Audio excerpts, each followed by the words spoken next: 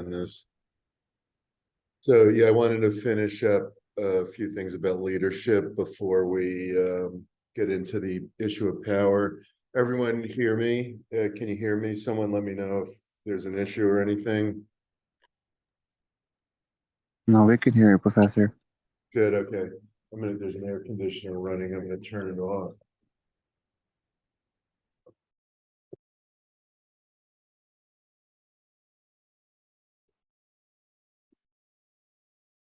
Easy for me. Okay, so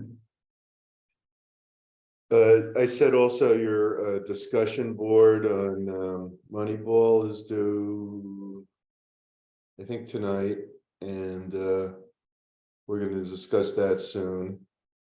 And we're getting near the end of the term, so soon. I'll give you your exam. I think is it May 7th, something like that. It's early May in any case. I'll check. So we're getting close to it. It's already mid-April. Today, I wanted to finish up. There's still a few issues in leadership. There's somewhat technical theories that deserved at least a mention before we move on to power and politics. So the OB material tends to be somewhat theoretical. I teach this material also in my managerial skills class. It's a bit more applied. I mean, if I'm teaching leadership, I mean, part of it is like you have to assess. You should assess for yourself to what degree you see yourself as playing a role as a leader in your interactions with others. I think there are some people who like to be the leader, others tend not to. Then there are people who sort of have sometimes they can be leaders, sometimes not. And I think everyone's a little different, and you can assess for yourself. I don't have an instrument for that or a psychological test, although they probably exist. I could look for one if anyone's interested.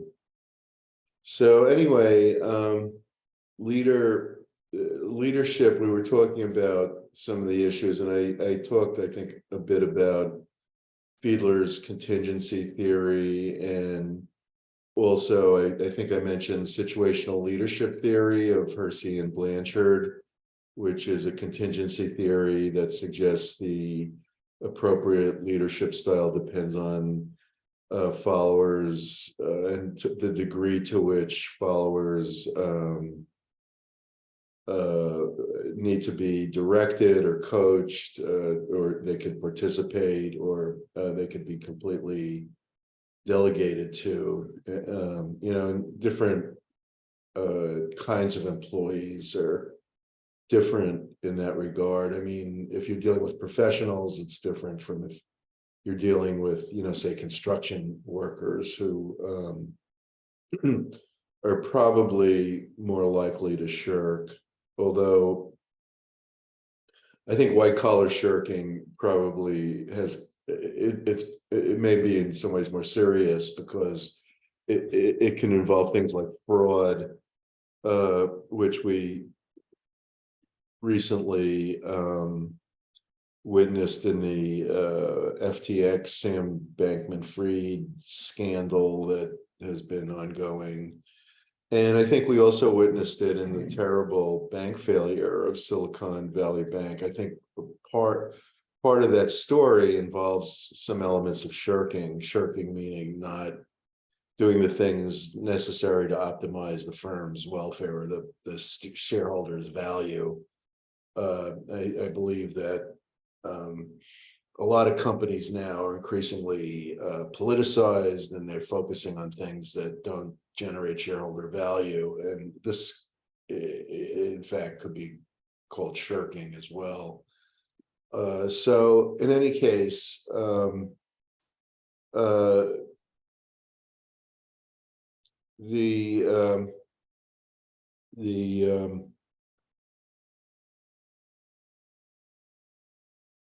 where was I with this? Oh yeah, so I was talking about the situational leadership theory, and leaders should choose one of the styles, like how directive they are in leading. Um, there are other contingency theories. I talked a lot about Fiedler's contingency theory. If you don't remember that, please refer to your book or your notes. Basically, some other contingency theories that focus on followers rather than leaders are the leader participation model, whereby leaders should determine the extent to which leadership problems involve participation, and therefore they need to share responsibility for others. I think this was implicit. Some of these theories you can apply to 12 o'clock high. I was talking about that last time. And I think this was implicit in some of Savage's criticism of Ben Gately and why he arrested him is that Gately should have shared some of the responsibility for leadership with Davenport.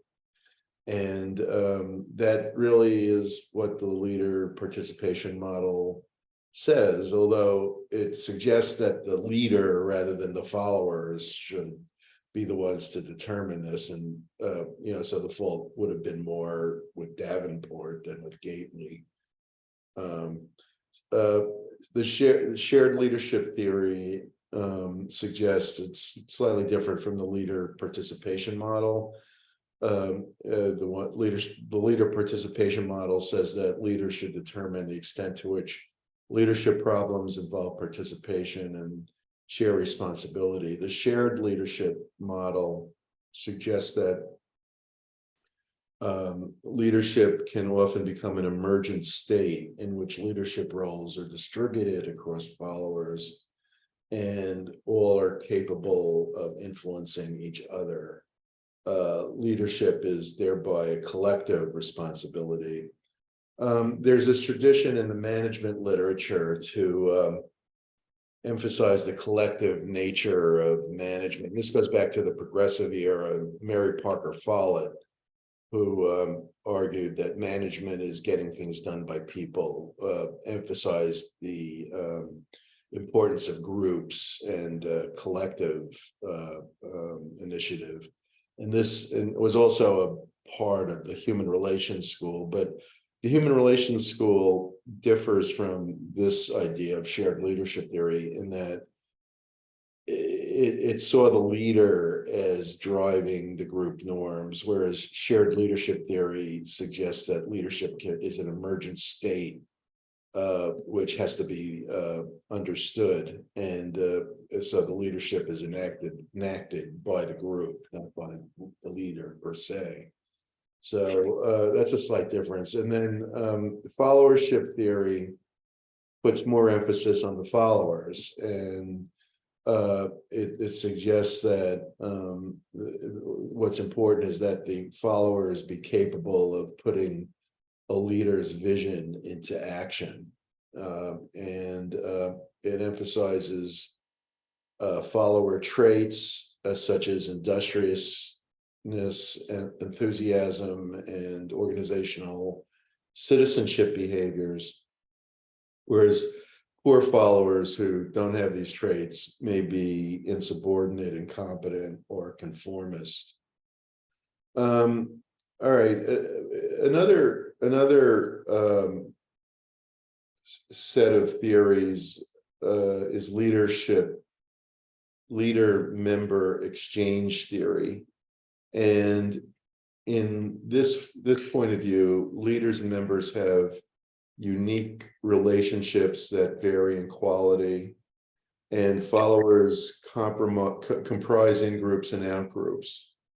So basically, this idea of in-groups and out-groups is always with us. In other words, if you're in a department or a corporation, they'll usually be, at a university, there'll be like people who are close to the president or close to the departmental chairs with the most power, and they work together, and they trust each other, and they get along well.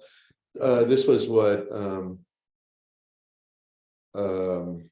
in the book Men and Women of the Corporation, which was written in the 1970s.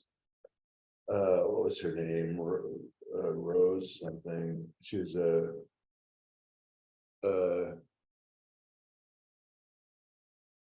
Rosabeth Moss Cantor. Yeah, God, I haven't thought about that book in a long time. That that book makes this point that there are always in groups and out groups, but she emphasizes that women at that time were excluded from the in groups because the men didn't trust the women at that time, so that there was like systemic gender discrimination. But she talks a lot. She was a professor at Harvard. She talks a lot about the role of trust in management. She's not critical of that idea. She doesn't say that that should be done away with. It's of course natural and essential that leaders have a core group that they can trust, but in other words, it can lead to these kinds of discriminatory results. But anyway, good leaders will overcome that kind of bias. I think that's the message of leader-member exchange theory, that leaders and members have unique relationships. Subordinates within group status get better ratings from their bosses. They turn over, they quit less, they have better satisfaction. So if you're an insider, I once on the history of New York video, Rick Burns made this New York, a documentary history series that has it's like 14 hours long or so, and he interviews a lot of people in influential in the city 20 years ago. It's about 20 years old, the video series, but it's really excellent. And one of the people he mentioned, someone I met a few times, named Brendan Gill, who is a New Yorker writer. He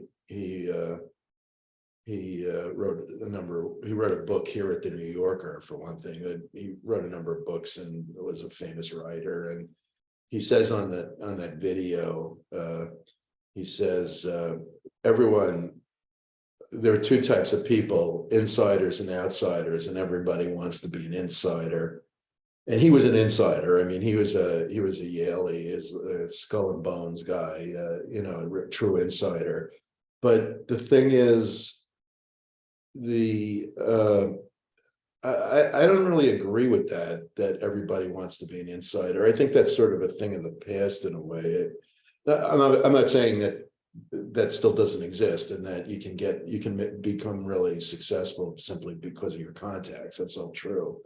But I think increasingly technology has made it easier to get information without the apparatus of political jockeying. I have no doubt that insiders are better off than outsiders. I could spend the whole course on that. But basically, I never really felt that way. I always kind of wanted to be outside the mainstream, and I don't think I've suffered from it. I think I've been fairly successful. Yeah, I mean, maybe I would have been more successful had I, been more focused on, being someone like Brendan Gill. But I really don't miss it. I think a lot of this is a lifestyle choice, and we live in an increasingly entrepreneurial world. So, but I mean, if you look into the history of the Skull and Bone Society, which Gill was a member of, you see how important it is to have these kind of connections, and and they do. I mean, they 3 presidents. They have 15 members a year coming out of Yale, and so it's been around, I don't know for how long, 100 years or something. So it's 1,500 people total. And out of that, maybe 15 or 2,000, I don't know exact year it was founded. Out of that 1,500 or 2,000 people, you've had 3 presidents, you've had God knows how many senators, all kinds of important people, a lot of actors. That guy Paul Giamatti, the guy in Billions, he's in it. Like endless list of successful people, and a lot of it comes from connections. I mean, so basically the idea that in-group people outperform out-group people isn't particularly surprising. I mean, I'm glad the research supports it. If it didn't, I wouldn't doubt that it was true. I just think the research was incorrectly done. But in any case, it's often the case, but I don't believe that this is a universal rule, that competent, proactive, and aware, conscious followers tend to be in the in-group. I think that might be a tendency, but it's not always true. So sometimes there are preferences that are irrelevant to ability. And as well, leaders and followers will build high quality relationships over time. And so this is the point that Rosa Beth Cantor makes in Men and Women of the Corporation, that without that kind of high quality trust, it's a lot harder to get things done. I mean, it's not a new point. Chester Barnard in The Functions of the Executive talks heavily about the importance of trust, and why in politics, trust is more important than competence, which you probably have noticed in recent years. The competence level in Washington is not very impressive, but I'm sure they all trust each other. And basically, you're going to see this kind of thing a little bit more in individualist cultures than in collectivist cultures, because in the collectivist cultures, everybody's in a group and there's a lot of weight put on the group. So the in-group and out-group people are less important. In an individualist culture, forming a group is a little bit more difficult. And so you're going to see, like, it's easier to form groups with certain people because there's more compatibility. So I think that would explain that. And the last thing about leadership I'm going to talk about today is the full range leadership model, which is in your textbook. Well, actually, no, it's not the last thing. There are a few things, but the full range leadership model, and you can apply this again to 12 o'clock high. You can say what type of leader is Davenport, what type of leader is Savage. That it suggests that there's a continuum, and different leaders have different degrees of different styles and different degrees of control.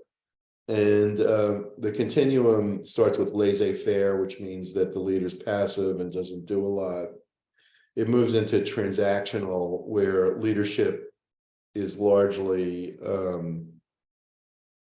an exchange. Transactional leadership means that the leader gives vision to the staff, and the staff in turn gives effort to the leader, so that everything is done like in a business way. It's a transaction, and followers get rewards for being good employees, basically.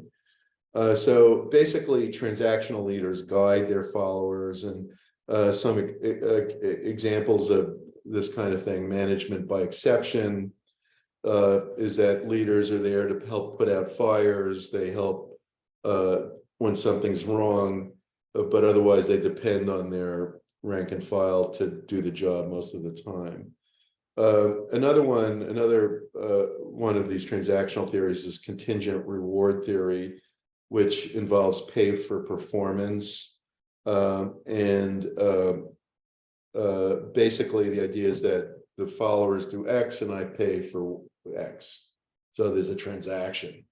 In contrast to transactional leadership, and this contrast is made a lot in the literature, is transformational leadership. And the idea of transformational leadership is that the leader builds on transactional. It's not that there's no transaction, but the leader produces something beyond what transactional leadership can do alone. And so it'll often be transformational leadership involves getting people to do more. And it would be getting them to be organizational citizens, OCBs, organizational citizenship behaviors. It would basically promote positive emotions. It would create change in the organization. It leads employees to identify more with the leader, to see the leader as a role model, and it improves the quality of the exchange relationship. So transformational leadership might be said to be more characteristic of Savage, who transforms. It's not the same thing as charisma. Charisma is a slightly different idea, which has to do more with the attractiveness of the leader.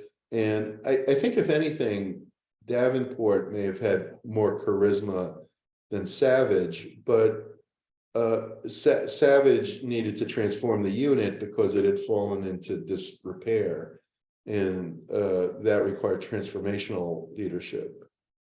An even more kind of emotion and driven form of leadership is individualized consideration, where the leader provides a sense of mission.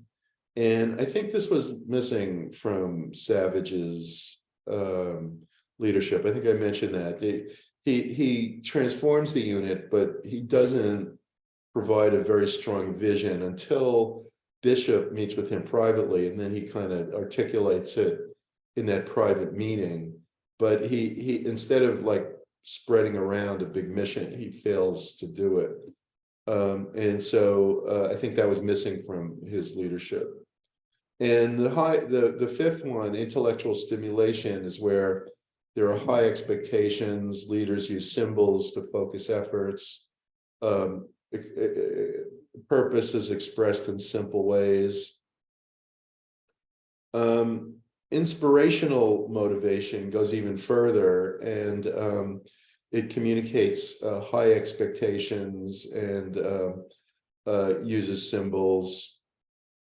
So the one thing, again, just to repeat myself, charismatic leaders make value-based appeals and communicate through symbolic and value-laden means, whereas transformational leaders focus on what they're communicating.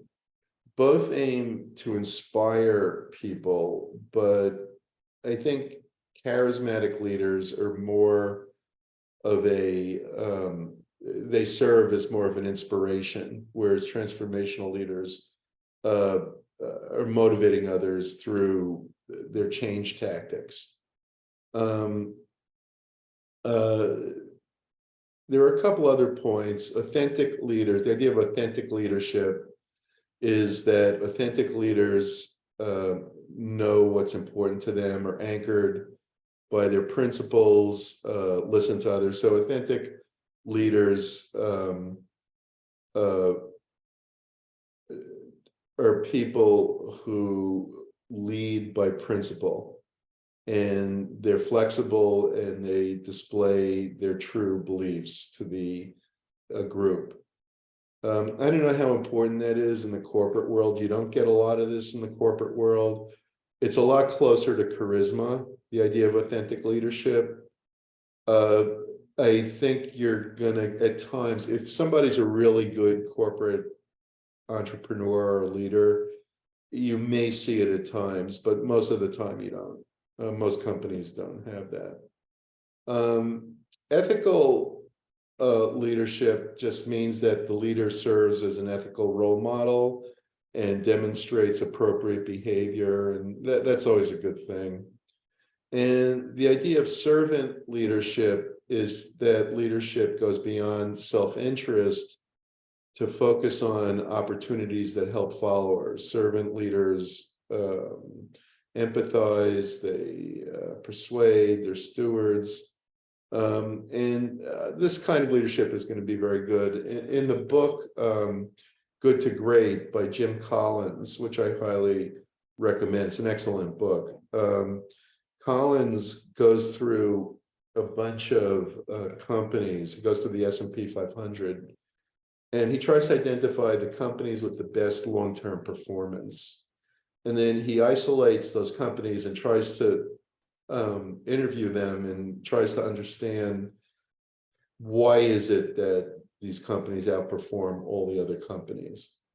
And what he finds is that the variables that are most distinctive are related to leadership. And in particular, he finds that the leadership of the companies that sustain excess performance over the S&P 500, that such companies are led by servant leaders. He doesn't use that term, but that's what he describes. So basically, one of the things he mentions is that when he asks the leaders of these companies, of these high-performing companies, why are the companies so successful, the leader will say, there's only one reason: I have the best team available. The people I work with are so talented, I almost don't have to do a thing. And they're truly great, and so on. And then when he asks the same question to the followers, what they say is, the only reason this company is so successful is the leader. He's the best boss we ever had. Everybody trusts him, blah, blah, blah. So in other words, this is a person who's made everybody there respect them, in large part because his respect for them. In other words, it's a two-way street. And one of the great tragedies of leadership is that I think it was Napoleon who said that there are very few people who are small enough to become leaders, but who are big enough to be great leaders. And that, I think, is the paradox of leadership. That in order to become a leader, you have to engage in a high degree of political maneuvering, interpersonal skills. I think I mentioned already that Babiak and Hare found that the rate of psychopathy among executives is significantly higher than in the general population. It's something like 4 times higher. And basically, I don't think that you need to be a psychopath to be a leader by any means. Most aren't, but I think you do need to engage in adept political behavior, which means that you don't always tell the whole story. You make people like you because you want to make them like you, and not because you like them. And in other words, you have to, in many ways, behave like a psychopath. I'm not saying they are psychopaths; they're not. But you often have to behave that way, and that will make such people appear to have traits of psychopathy. And so I think then the question is, what do you do about it? And I think that you have 2 choices. You either try to play the game yourself and try to move up, in the corporate world, or, get more clients if you're self-employed, or you somehow say, I'm going to limit my involvement in this, I'm going to do my job and not worry about this. And different people have different philosophies about life. Okay, so one last point, and then we'll move on into power and politics, which, as you can see, is directly related to leadership, because you can't become a leader without understanding power and politics. So in other words, political adeptness is essential to becoming a leader. And, I think one of the problems with a lot of this material is that it kind of frames things that somebody's a leader and this is what they should do, and these are the different things that affect their ability to lead. What it doesn't tell you is how to become a leader, and that is really the most important question. I mean, if you want to move up in the corporate hierarchy, I don't think leadership really matters. We talked about this in the beginning, that in other words, the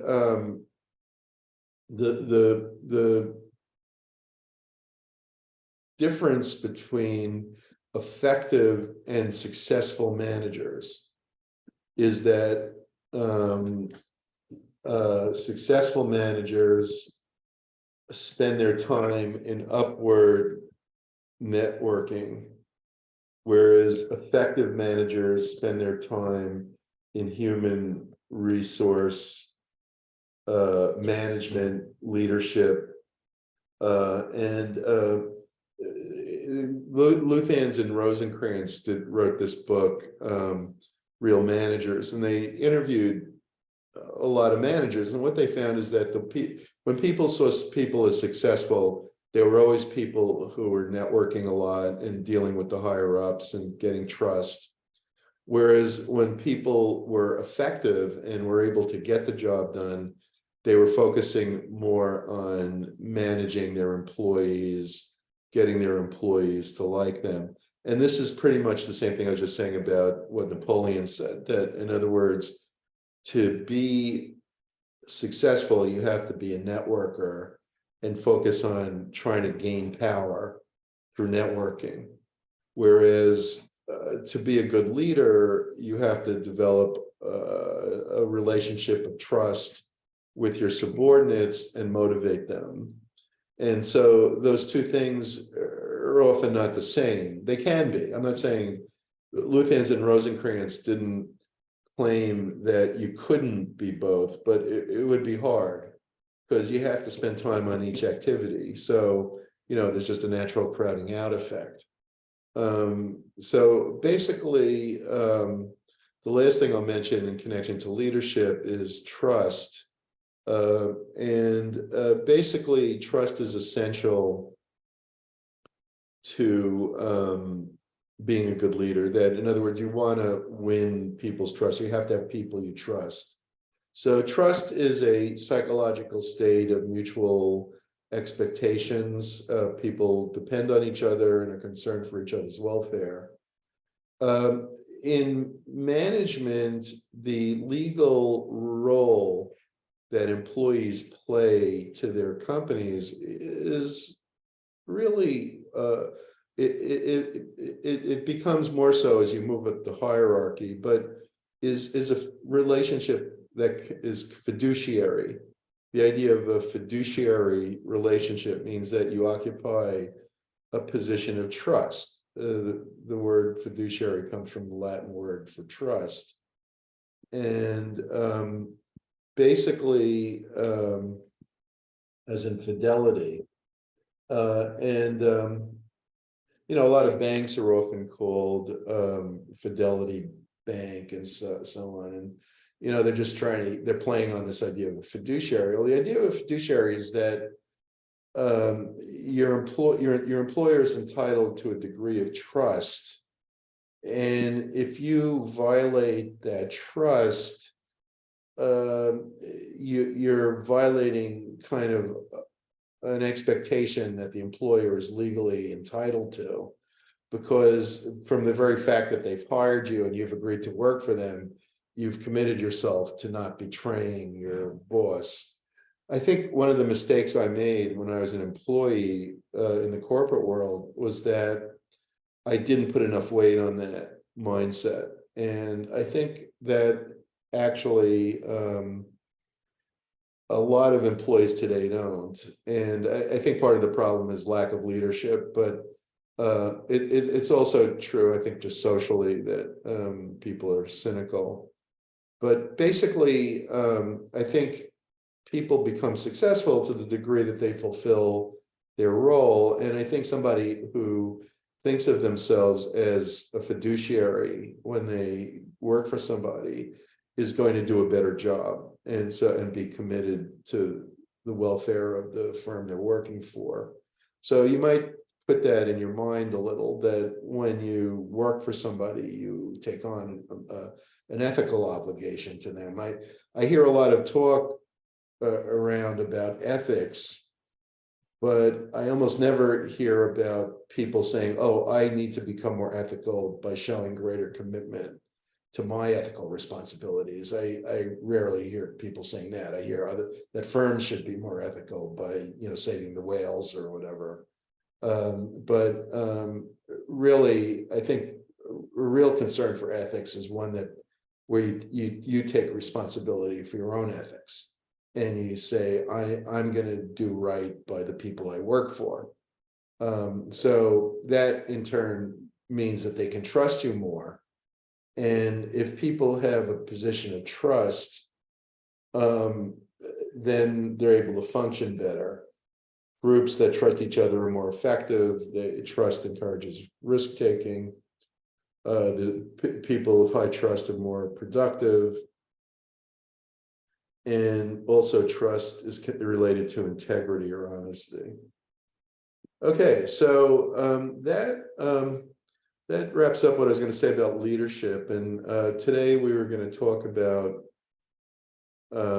power, which is a very, very important subject. And before I do that, though, I forgot to take attendance, so I'm going to do that. And for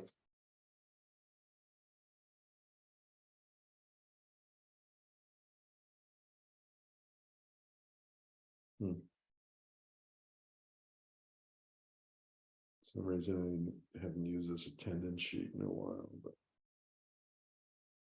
oh, I know why, because I was on my other computer. Okay, well, okay, today is the 17th of April. Tomorrow your taxes are due. I hope you're all doing that. Okay, Syed Abbas. Here, Professor. Syed.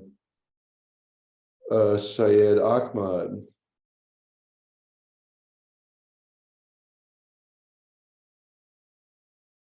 Samima Akhtar. Here, Professor. Samima. Alessandro Alessi.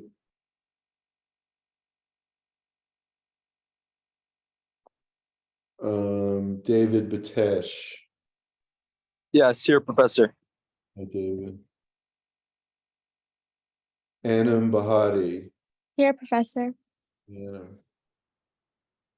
Melissa Calixto. Good morning. Morning. Okay. Winston Chan. Here, Professor. Hello. Bin Chen. Here. Hello, Bin. Kai Chen. Here. Hello. Jirui Den. Deng.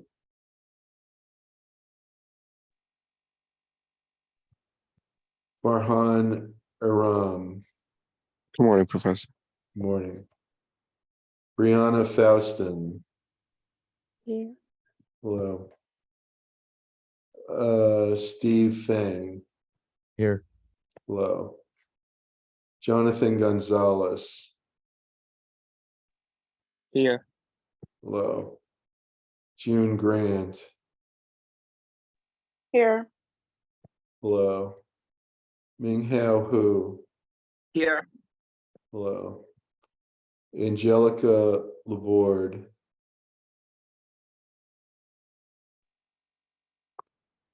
Okay. Jian Lin. Here. Hello. Leon Liu. Here, Professor. Good morning. Good morning. Elizabeth Maddox. Elizabeth, Good morning. good morning. Rochelle Mendez. Here. Hello. Demi Mullings. Here. Hello. Cameron Nahar. Good morning. Morning. Nicholas Neglia. Here. Hello. Aquino Olivier. Jenny Perfecto. Here. Hello.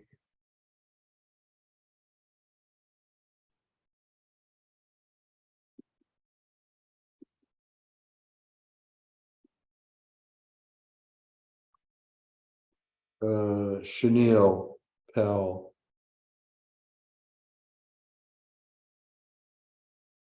Anna Siddiqui. Here. Sorry, That's Chanel is here. Chenille. Okay, gotcha. Anna Siddiqui. Good morning, Professor. Morning, Anna. Winjin Turbov. Hello, Professor. Hey, how are you? Hmm. Jaron Walls. Yi Wen Wu. Kristen. Hi, good morning, Professor. Good morning. Anita Zhao. Here. Hello. And Jinran Wei. Okay. Let me just repeat the names of the people that didn't answer. Syed Ahmad, Alessandro Alessi, Jirui Deng, Minghao Hu. Here. Okay.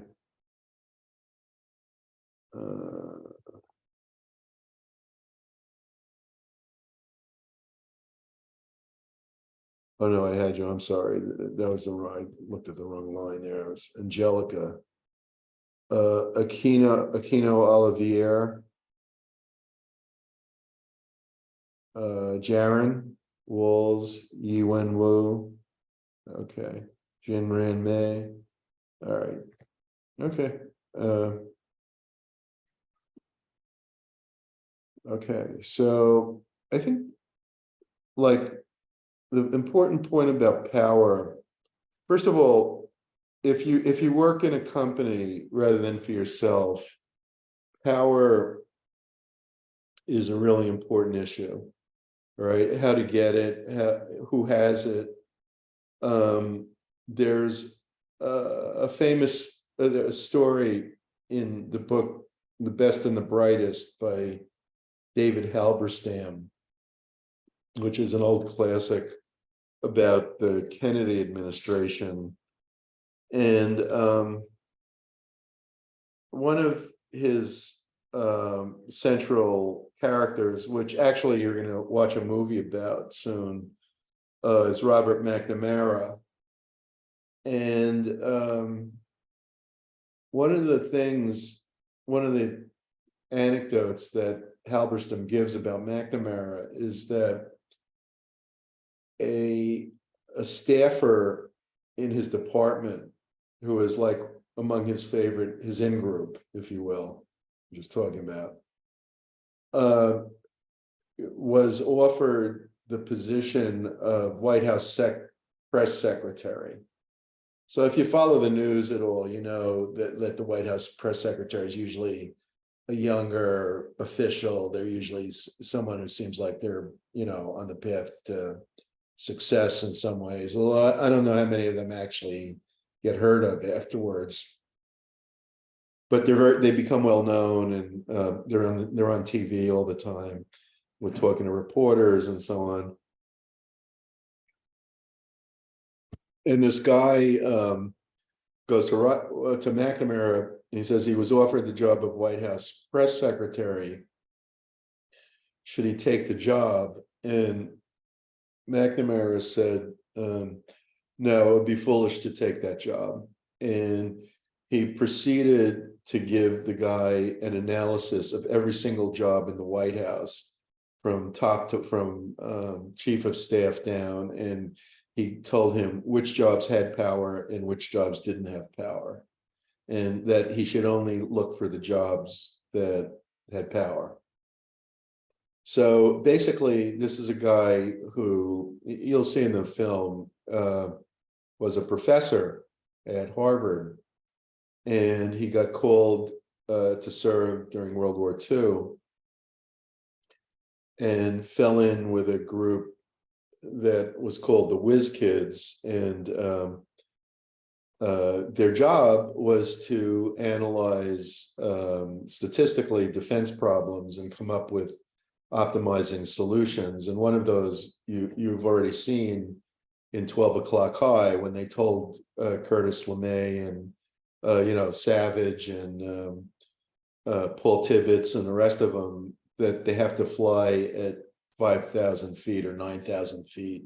Sometimes I hear it's 9,000, sometimes 5,000, but in any case, that was McNamara and his group that made that call based on statistical analysis.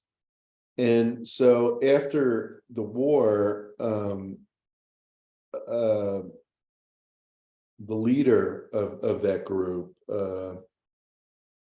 I think his name was Tex Thornton, but I may be wrong. I'd have to check. And he got the group to get hired by Ford Motor Company as a group. They hired all of them right out of the Air Force into Ford Motor Company. And within a few years, McNamara had risen to the top. He became the CEO of Ford Motor Company, the first person not to be a member of the Ford family to ever reach that role. So he had figured out how to gain power. And you get a clue of that in the movie when you watch The Fog of War, and he talks about Kennedy, and and in a few scenes he's talking about the huge, the death counts from the bombing in Vietnam and other things, and he barely blinks. But when he starts talking about Kennedy and the Kennedy assassination, which of course is a great tragedy, he breaks into tears, and you can see the extent to which he was emotionally tied to his boss, Kennedy. So in other words, my guess is he followed this pattern throughout his life. So in other words, he was a personal friend of the Kennedy family, to the extent that he says that they asked him to pick out the gravesite for Kennedy. And so he was that close to the family. And so basically he understood. And you see the same thing. If we have time, I'll tell you a little bit about the biography of Robert Moses. Who knows? Does anyone in the class know who Robert Moses was? Anyone want to take a crack at that? Who was Robert Moses? Wasn't the guy who created the infrastructure of the New York City? Very good. Yeah, that's right. You were in the class, so you knew that. And yeah, very good, Winjin. So basically, he built like everything you see in the city, like all the highways, the bridges, all the playgrounds. He built a lot of the famous buildings, all of the housing projects. The other night, on Sunday night, my wife and we have a little place on Bleecker Street, and I said, let's walk down to the South Street Seaport. So it's a pretty long walk, it's a few miles, I think. But we walked through this neighborhood called the Two Bridges, which I never even knew existed. I had to look it up after we walked through it. I had never been there before, but it's in between Brooklyn Bridge and the Manhattan Bridge, and it's purely projects. The whole neighborhood is projects, and Moses built all of that. He built every single one of those. And it's pretty scary to see it's such a long extent of just public and private public partnership housing and public housing. I was like, whoa, this is like insane. I have to, it's kind of a strange story. I had to go to the bathroom. You couldn't find, there was no place to, there was no stores or anything, just public housing for like a mile and a half. And this was all built by Robert Moses. He built all the highways, the BQE, you name it. He built all the highways in the city, and a lot upstate, and a lot more. This was like, not all, but also all the beaches. Like his first thing was actually Jones Beach. So anyway, if you look at his biography, it was similar in that he became so influential in part because of his relationship to the governor in the 1920s, Al Smith. You may have seen that name around, as an important governor of New York, and really a national figure. He ran for president in 1928. He lost in a very ugly election, but that's beside the point. He did have a big effect on the nation, Al Smith, even though he didn't make president. And Moses, when introduced to him through political connections, became very, very close friends with Smith and was loyal to him. Long after Smith died, he was still, loyal to Smith's memory. You see in this the huge, huge importance of relationships to gaining power. Now, how do you get those relationships? You have to, start out by networking and meeting people and developing long-term relationships with them. And basically, this kind of networking is critical to how you obtain power.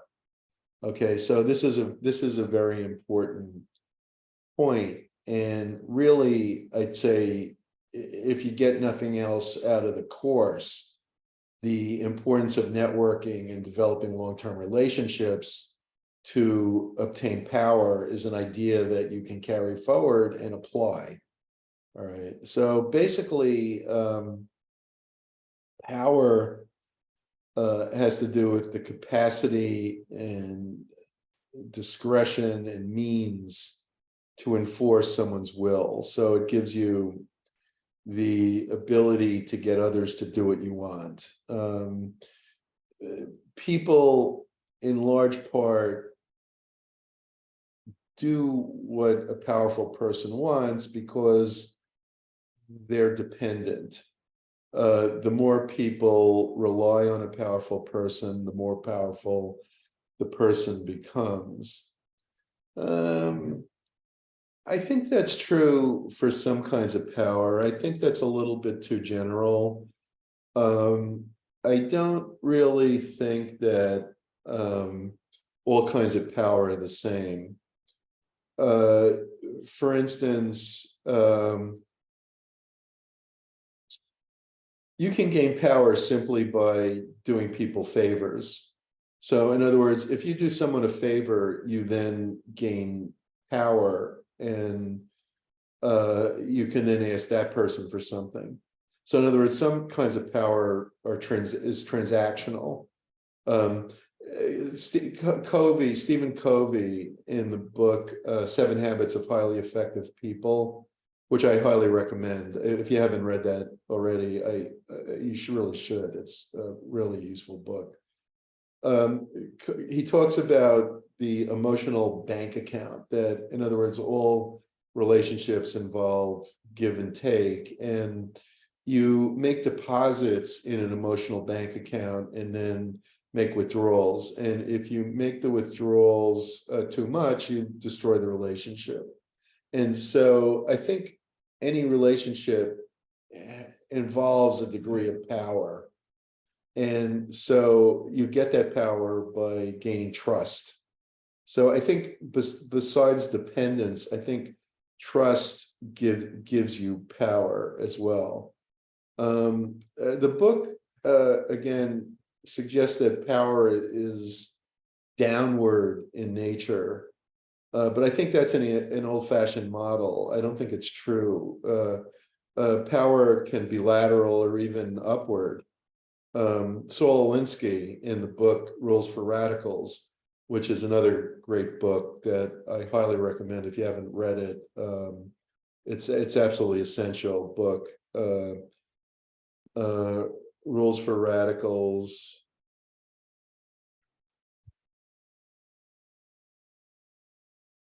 By Saul Alinsky. Alinsky kind of created the current political atmosphere. Wait, someone made a comment here.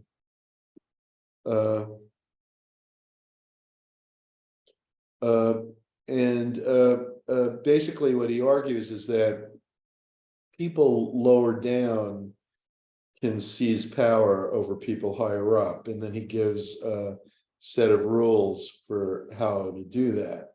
Of course, that's not to say it's easily done, but I think some of these ideas can be modified and used as well. So I think the concept that power is always like the prince, and Machiavelli's the prince, that the prince rules by fear rather than love, and by any means necessary, that can be reversed in a way, and followers can gain power too. I think, and given that we're in a knowledge-based economy, I think one of the real sources of power, as Sir Francis Bacon said, knowledge is power. And I think the idea that power is formal or top down is not really the full range of what power can mean. So basically, formal or positional power is based on an individual's position in the organization. It comes from the ability to coerce, and you could call it legitimate power. Personal power comes from an individual, and part of this is charisma, respect that people have for somebody, or admiration. Some of it is expertise. Referent power is similar. It's based on identification with a person who has desirable resources or personal traits. Again, this is similar to charisma. It contradicts the dependence postulate. So, and you see this, for example, in the movie 12 Angry Men, which I don't show in this class, but it's highly relevant, which is that the chief juror number 8, played by Henry Fonda, is equal to all the other jurors in status and has no special authority, but becomes the most powerful one in the group because he offers the most intelligent methodologies for resolving the guilt or innocence of the accused. So basically, different bases of power are effective depending on perceptions and characteristics of the population and the leader. The general dependence postulate sort of is what I'm criticizing. And that says that the greater B's dependence on A, the more power A has over B. So one answer to that is that the more you expand your options in life, the less power you place in the hands of others. And I would say, I'll be quite frank, when I started teaching, I said to myself, the only way I'm ever going to not have to worry about all the political stuff that goes on in colleges is to have independent means, to have money that I don't want to use the French, but the FU money. And basically, that means that if you want to have power, one big way is to have resources. So save your money. All right, that's what I'm saying. Get a second job and put it in the bank. Save your money. And the more you have, the let more power you have, and the less power people have over you. Clearly, one of the ways that you can attain power, and hopefully you're doing this in college, is to learn information that other people need that can't be substituted for. So basically, people who are important, who are scarce. So in basically today's tight labor market, labor has more power than it did. If you're doing things that can't be substituted by technology or by other employees, then you're going to have more power. The group structure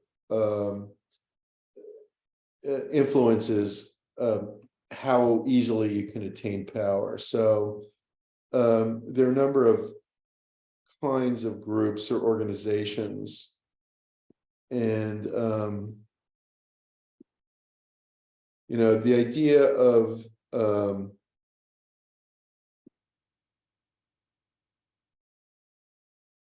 we'll start with a centrally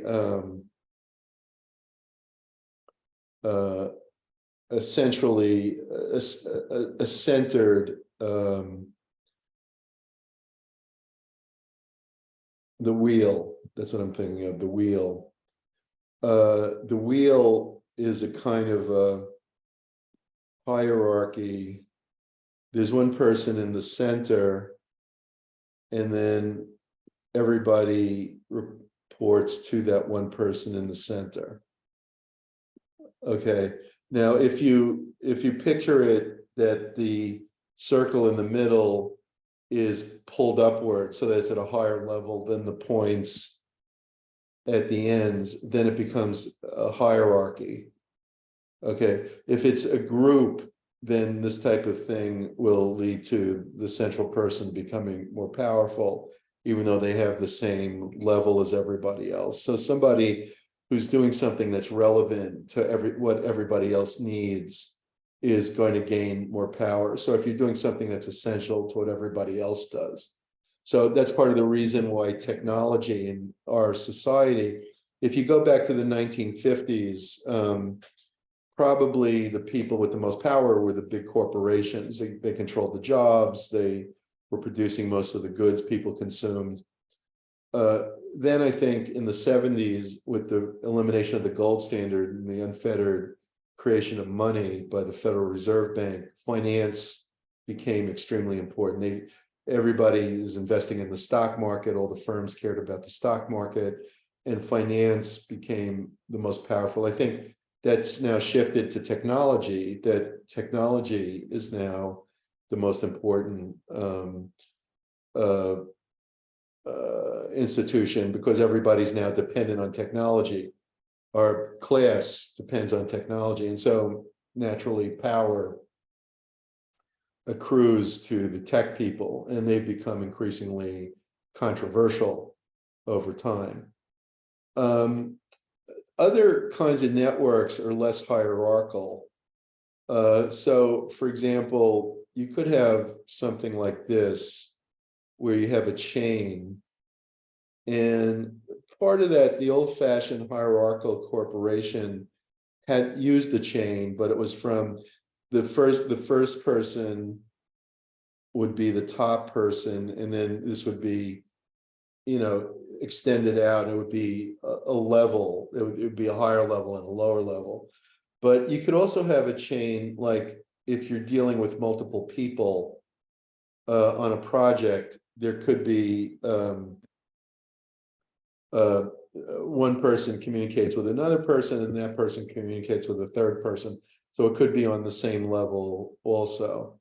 And then you could have like an all channel kind of communication system where, let's say there's a few people and everybody can communicate with everybody. I'm not going to get all the lines, but they could all be connected. I'm missing a few, I think. Maybe not. Oh, this one, maybe. I think there's one or two others, but anyway, you get the idea. So basically, in an all-channel communication, the power is more evenly distributed. So basically, how the organization is structured is going to affect how power is distributed. Personality traits contribute to power. Psychopaths are fairly good at getting power. People with Machiavellian traits are good at getting power. And so these types of people are going to tend to, the dark triad traits are going to, contribute to how much power. I think less so narcissism, but I think that too. You look at the political figures now, they're mostly all narcissists. I don't know if that was always true. It seems true now. It's been true for the last 20 years or so. Influence tactics translate power into authority. Okay, so to understand the idea of influence versus a power, two people can have the same amount of power, but they one uses it really well and one uses it really stupidly. Like, for instance, if you take two presidents like Johnson and Carter. Johnson, I consider Johnson to be a terrible president, so I'm not condoning him or saying I like him or anything, but basically Johnson was highly effective at using power. So in other words, he wanted to he wanted to escalate the Vietnam War, so he convinced Congress to pass the Gulf of Tonkin resolution, which changed the way wars are declared in America. It really had a huge effect to the downside, in my opinion. But he was able to get that done. He was able to get an authorization that the president can declare war without the consent of Congress. The founding fathers didn't think that should be allowed because they were afraid of a powerful military. Today's Americans are more cavalier about centralizing power and increasingly have been subjected to government control by authoritarian government. And part of this is that the presidents now, not just Johnson, it carried over to Bush and the Iraqi War and Reagan and Grenada was a little thing, but the people that lived there were certainly heavily affected. I've met people who lived there; they're certainly heavily affected by it. And Syria and other things like that. Constitutionally, the president does not have the right to declare war unilaterally, and yet it's been done multiple times. So, in any case, this was done by Johnson, and so Johnson was also effective in a good way at getting the Civil Rights Act passed. Kennedy wasn't able to do it. He couldn't. The Civil Rights Act of 1964 is probably the most important legislation since World War II. Well, that sort of statement is always never really that meaningful, but it's a very important piece of legislation. And he was able to get it through because of his ability to turn power into influence. If you look at Carter, Carter was an incompetent who he wasn't able to, the Iranian government took American diplomats hostage and he was unable to deal with it. And it went on for a long time. And then finally, when Reagan was elected, they let the hostages go. And the more important thing was the economy. He completely bungled there was a very high inflation rate then, higher than now. And there was no Jay Powell to say, well, which I don't want to get into right now, because it's really not clear what they're doing at the Fed at this point. But with the bank rescue, it was like, they're talking out of both sides of their mouth, kind of. So basically, there was no Jay Powell, and Carter was like changing economists every week, and that one policy this week, another policy next week, and he just couldn't stop the inflation or deal with the, at that time, the stagflation. And so, he ended up, the biggest mistake he made, and kind of the crowning stupidity, was he appointed Volcker right before the election. Volcker was a hawk, and he was able, it was the right thing to do philosophically. Volcker ended the inflation. It was the recession that ended the inflation, was able to stabilize the economy. At times you have to have a recession. It's, the politicians don't like it because, it loses votes. But the thing is, the economy is based on this whimsical paper money system that boosts all kinds of inefficiencies. And the only way to end the inefficiencies is by raising interest rates, which bankrupt the companies that are least productive. And if you're committed to a system where there are no bankruptcies, you're too big to fail, then you become a more socialistic, declining country, which I think we have. I mean, that's a given. So, but basically Powell's kind of countering it to a small degree. But then, then they put on the too big to fail hat again, and they bailed out Silicon Valley Bank, which really shouldn't have been bailed out. And that again was like a mini bailout of the big venture capital guys who are big donors to Biden. And basically they bailed them out to the many hundreds of billions, at your expense, by the way. So basically what's going on is unclear, because bailing out the banks the way they have is basically boosting interest rates. Reducing interest rates. So it's really not clear what they're doing. But so anyway, getting back to Carter, was completely incompetent. And so you had two presidents, one who could get a lot done for good or ill, one who couldn't get anything done. And he ended up losing the election. I'm not saying he couldn't get anything done. He did deregulate the airlines. Back in those days, the airfares were a lot higher than now. Even if you don't adjust for inflation, the inflation was huge. So like to fly anywhere would have cost a couple of $1,000s in today's dollars. And now it's a lot cheaper. And that was due to Carter, really. So I'm not saying he was completely wrong, but he wasn't very good at using power, and Johnson was. So basically the question is, how do you turn power into influence? And your book gives a few good reasons: legitimacy, rational persuasion, inspirational appeal, consultation, and ingratiation. So you can use techniques like using your authority position as a symbol of that you have legitimate authority. You can rationally persuade people to do what you want. You can inspire them to do what you want. You can consult with them and then get them to do what you want based on their concerns. You can use transactional leadership and exchange with the other party. So you offer quid pro quo. Personal appeal or loyalty is often a motivation to get things done. Ingratiating people, making them feel good, and then asking them to do something for you. You could use a forcing approach where you apply pressure or retribution. You can form coalitions and have the groups pressure people. So there are a lot of ways to use power, and you have to think about how to do it.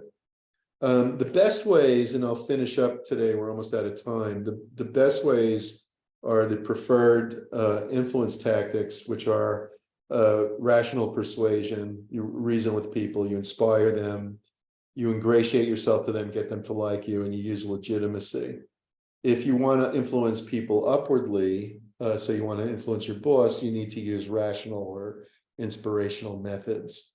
Laterally, you use lateral power, you consult, you use rational persuasion, you ingratiate yourself to others, you use your legitimacy, that you have legitimate knowledge, you exchange with people, make a deal, personal appeals and coalitions, those are all lateral methods. So we're just about out of time. If you have any questions, I'll stick around and we'll talk. Otherwise, I'll see you on Tuesday and we'll continue with this. Take care. And don't forget your discussion board.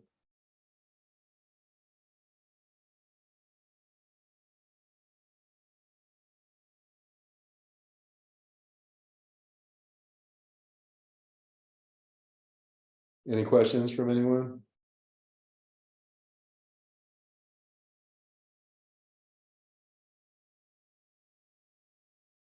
Okay.